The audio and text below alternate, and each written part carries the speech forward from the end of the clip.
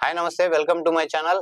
ఆంధ్రప్రదేశ్ రాజకీయాలు రోజు రోజుకి విపరీతమైన పోకళ్ళతో చూసే వాళ్ళకి, అటు ప్రజలకు గాని ఒక రకమైన వాళ్ళ సందిగ్ధ అవస్థలో వాళ్ళు ఏం జరుగుతుంది, ఏంటి అనేది అర్థం కాని పరిస్థితిలో ఉంది.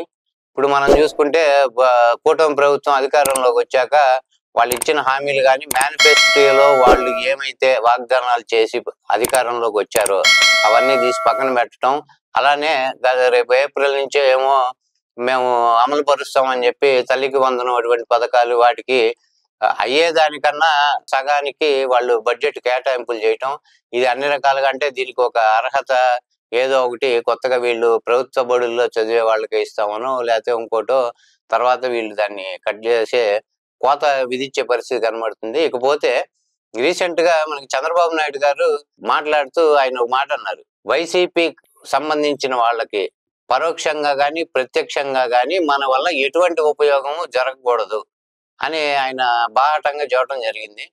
ఒక ముఖ్యమంత్రి స్థానంలో ఉండి ప్రజలందరి పట్ల సమదృష్టి కలిగి వ్యవహరించాల్సిన వ్యక్తి అలాంటి మాటలు మాట్లాడటం అనేది చాలా దారుణమైన పరిస్థితి. ఎందుకంటే ఆయన ప్రమాణ స్వీకారం చేసేటప్పుడు రాగద్వేషాలకు అతీతంగా, కులమతాలకి రాగద్వేషాలకు అతీతంగా నేను పాలన అందిస్తానని ఆయన ప్రమాణం చేసి ముఖ్యమంత్రిగా పదవిలోకి వచ్చారు.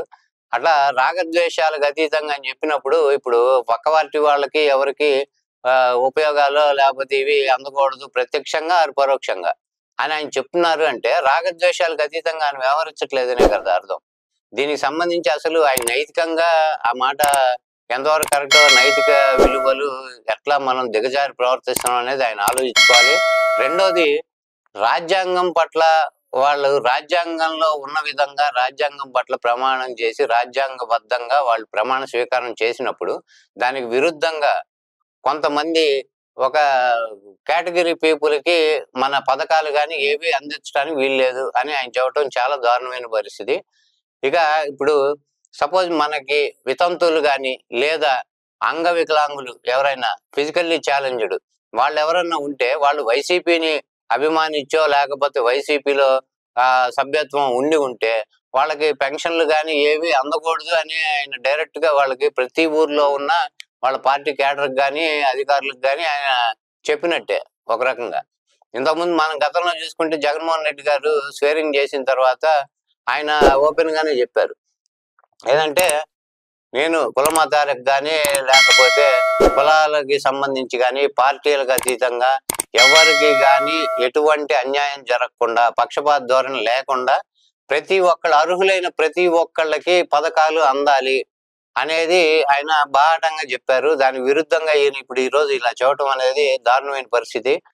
అసలు ఈ రకంగా చెప్పటం అనేది రాజ్యాంగాన్ని ఉల్లంఘించినట్టు మనం అనుకోవాలి ఒక రకంగా. దీనికి సంబంధించి ఎవరికైనా ఈ వైసీపీ శ్రేణులు కానీ ఎవరైనా అసలు ఈ రకంగా మాట్లాడటం నేరం తప్పు అనేది వాళ్ళు సంబంధిత ఎవరికైతే కంప్లైంట్ చేయాలో వాళ్ళకి చేస్తే బాగుంటుందని అనుకుంటున్నాం మేము.